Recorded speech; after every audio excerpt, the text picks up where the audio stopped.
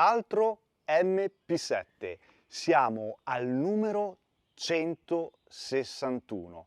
Mi è stato chiesto espressamente di fare questo video e quindi saluto e ringrazio l'amico Matteo della SD Eternal Assault di Giulianova, Teramo. Saluto tutti i ragazzi, dove oltre a questo bellissimo custom mi ha chiesto anche la modifica per trasformare l'MP7 classico in navi, quindi con la slitta M-Lock, eliminando l'impugnatura originale e da rendere questa replica ancora più bella di quello che è. Quindi al grido di vediamo come tira e sentiamo come suona, vediamo come tira e sentiamo come suona.